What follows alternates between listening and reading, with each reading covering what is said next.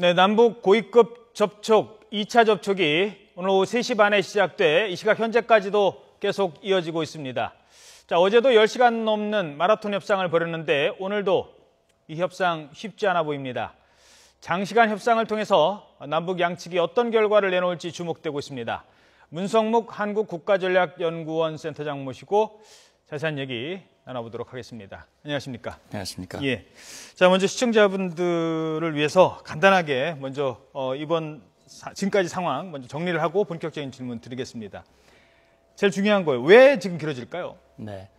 일단 두 가지 원인이 있다고 봅니다. 첫째는 서로의 입장이 너무 다르기 때문에 그 입장을 조율하는 데 시간이 많이 걸릴 겁니다. 예. 두 번째는 입장이 달라도 합의할 의지가 없으면 아마 깨고 결렬시킬 겁니다. 그러나 양측이 모두가 다 합의하고자 하는 강한 의지가 있기 때문에 입장 차이에도 불구하고 이렇게 시간이 길어지는 것으로 생각하고 있습니다. 북한이 사과를 할까요? 북한은 명시적으로 자기의 잘못이 드러나는 형태의 사과는 원하지 않을 겁니다. 어쨌든 자기들의 잘못이 드러나지 않으면서도 무언가 사태를 풀어나갈 수 있는 그런 정도 수준, 다시 말하면 면피성 사과 정도로 끝나려고 지금 애를 쓰고 있는 것으로 보입니다. 예, 납득할 만한 사과는 나오지 않는다는 말씀이시군요. 그렇게 해서 이번 협상을 자기 국면으로 끌어가기 어렵다는 건 아마 북한도 알 겁니다. 그래서 지금 자기들의 입장을 관철하기 위해서 최선을 다해서 애써 보다가 이걸 반드시 관철해야 되겠다고 하는 그런 생각이 든다면 아마 적당한 수준에서 또 조율을 시도할 가능성도 있습니다. 북한의 잠수함이 지금 식별이 안 되고 있습니다. 이건 어떤 상황인지요? 일단 북한으로서는 이것이 갑자기 이렇게 불쑥 나온 것은 아니라고 생각이 되고요. 북한이 가지고 있는 여러 가지 종합적인 시나리오의 한 부분이라고 보는데 자기들의 협상력을 높이기 위해서 위협의 수위를 최대한 끌어올려서 북측의 요구를 받아들이지 않으면 다시 긴장 국면이 조성되고 남측이 혼란될 수 있다고 하는 것을 노린 그런 노림수로 보여집니다. 예, 알겠습니다.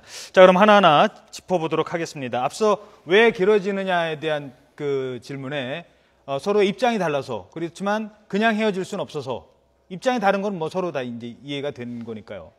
그냥 헤어질 수는 없어서 이 부분을 좀 더 설명해 주시죠. 지금 협상이 결렬되면 어떻게 되는 겁니까? 일단 이제 북한으로서는 이번 협상이 이제 이루어진 그 배경 자체가 북한의 목함 지뢰 도발이었고 예. 이후에 있었던 포격 도발 때문이란 말이죠. 그런데 목함 지뢰 도발에 대한 응징 조치로서 우리가 대북 확성기 방송을 재개했고 그것이 결과적으로 북한에게 뼈아픈 그런 조치가 되었기 때문에 북한으로서는 특히 김정은 입장에서는 이걸 빨리 중단시키고 철거를 시켜서 다시는 재개될 수 없도록 만들어야 하는 것이 1차적인 임무고 아마 황병서와 김양건이 받아온 중요한 임무고 그들이 가지고 있는 회담의 목표일 것입니다. 예. 그런데 역시 그걸 이루되 자기들이 그동안 공언했던 대로 이 일련의 도발은 자기와 무관하다.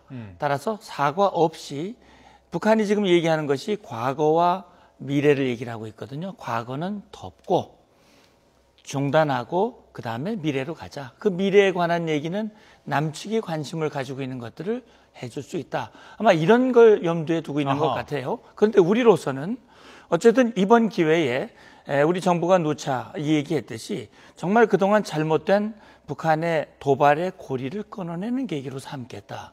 이건 무슨 얘기냐면 그동안 남북관계라고 하는 것이 합의를 하고 관계를 발전시키고 개성공단, 금강산 관광 이런 교류가 표면적으로 있었더라도 북한이 한번 도발을 하면 모든 것이 원점으로 돌아가기 때문에 그렇죠. 앞으로의 남북관계는 그런 것이 없는 다시는 북한이 도발을 하지 못하도록 하는 그런 무언가 제도적 장치를 마련하는 계기로 삼아야 되겠다 하는 것이 우리의 입장이기 때문에 어쨌든 서로의 입장 차이와 또 합의하고자 하는 의지 이런 것들이 같이 묶여서 지금 어제 오늘 2일차 이제 마라톤 협상들이 이어지고 있는 것으로 그렇게 추정이 됩니다. 자, 그러면 이번 협상의 결과는 북측이 요구하는 그리고 우리가 받아들일지 말지를 생각해 볼 수 있는 여지가 있는 건 스피커의 스위치를 끄는 거예요. 스피커 스위치 끌려면 북한이 사과해야 됩니다. 그런데 북한은 사과를 하지 않겠지만 어떤 형식으로든 사과 비슷한 거를 도출해 내려고 하는 게 아마 협상의 가장 큰 쟁점이 될 것 같은데 그걸 우리 국민이 납득할 수 있느냐라는 것도 중요하지 않겠습니까? 그렇죠. 그 부분을 설명해 주시죠. 예. 그러니까 이제 저는 그렇게 생각이 됩니다. 사과라고 하는 표현이 명백히 드러나는 것, 다시 말하면 사과의 주체가 드러나도록 하는 것이 굉장히 중요합니다.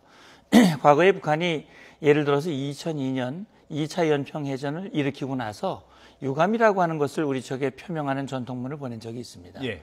그 내용을 자세히 들여다보면 그 유감이라고 하는 것이 누가 누구에게 유감을 표명하는 것이 불분명한 그런 형태였고, 우리는 그걸 북한의 사과로 해석을 하고 대화와 교류를 재개하는 그런 전례가 있어요. 만약에 이번에도 그런 식으로 한다면 사실은 우리 정부가 공언한 대로 이 고리를 끊어내는 그런 계기가 될 수가 없는 겁니다. 그러니까 쉽게 말해서 그 지뢰 때문에 우리 장병 2명이 다쳤는데 그거 참 안 된 일이다.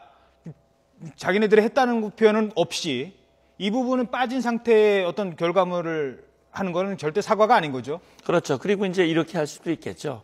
최근 1년에 일어났던 비무장지대에서 일어났던 일련의 사태에 대해서 유감을 표명하고 뭐 이렇게 되면 주체가 불분명하지 않습니까? 예. 유감을 표명하고 다시는 그런 일이 일어나지 않도록 하는 조치를 하기로 하였다 하고 1, 2, 3, 4, 5 만약에 이런 형태가 된다면 그것은 합의는 했을지는 모르지만 북한이 그동안 거죠. 얼마나 합의를 많이 했습니까? 예. 합의를 하지만 언제든지 깰 수 있는. 다시 깨기 때문에 이번에야말로 다시는 그런 과거의 전철을 되풀이하지 않는, 좀 힘들고 어렵고 또 좀 시간이 걸리더라도 그렇게 하는 협상이 됐으면 좋겠다는 게 아마 우리 대부분의 국민들의 생각이 아닐까 생각합니다. 또 하나 짚고 넘어가겠습니다. 자, 그러면 그런 식으로 이제 대충 사과 뭐 비슷하게 넘어가려 하면서 우리한테 이제 주려고 하는 게 있겠죠. 뭐 이산가족, 또 뭐 금강산 관광, 뭐 이런 것들 얘기를 하는데 평소에 우리가 그렇게 하자고 할 때는 가만히 있다가 앞으로 또 하겠다. 이런 거 던져주는 거, 이건 어떻게 받아들여야 되는 걸까요? 그러니까 말입니다.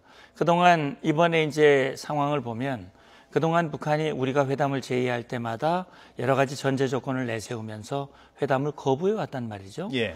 그리고 특히 이희호 여사 방북 때도 통일부 장관 명의로 대화를 제의했을 때 아예 전송문 자체를 거부했던 북한이에요. 그런 북한이 이번에 최후 통첩 시한을 남겨놓고 하루 전에 대화를 제의했단 말입니다. 그리고 과거의 격을 따지면서 통일부 장관 회담 나가는 데 대해서 통전부장 목에다 힘주고 안 나오겠다는 그런 북한이 예. 이번에는 그런 거 하나도 따지지 않고 그대로 회담에 나왔습니다. 알겠습니다. 예. 자, 그리고 또 하나 이제 시간 관계상 짚어봐야 될 게요. 지금 화전양면 전술을 쓰고 있어요. 지금 계속 대화하고 있는데 북한 잠수함 사라졌답니다. 정확하게 표현드리겠습니다. 식별되지 않고 있다고 합니다. 북한 잠수함이. 무슨 말입니까? 식별되지 않고 있다는 게 어떤 건지 군사 전문가니까 말씀을 좀 해주시죠. 예. 그러니까 그동안 이제 대략 보면 북한의 잠수함이라는 게 평소에는 한 5척 정도가 작전 활동을 하고 나머지 이제 잠수함들은 우리가 식별을 할 수 있었는데 그 5척이 아니라 그보다 10배가 되는 그 잠수함이 어디 갔는지 잘 모른다는 거예요. 그게 왜냐하면 우리가 가지고 있는 정찰 자산을 가지고 확인할 수 있는 그 수준을 벗어났다는 얘기란 말입니다. 예. 어디 물속으로 들어가거나 깊이 들어갔던가 아니면 멀리 갔던가 둘 중에 하나죠. 그런 거죠. 그러면 북한이 왜 그렇게 했느냐 이거죠. 저는 그렇게 생각합니다. 잠수함으로 우리를 침투하려면 언제 나갔는지 모르게 그렇게 해서 우리에게 타격을 가하는 것이지 우리가 감시 자산을 총동원해서 워치콘을 격상한 상태에서 그렇게 한 것은 그것은 다분히 시위성 성격이 크다.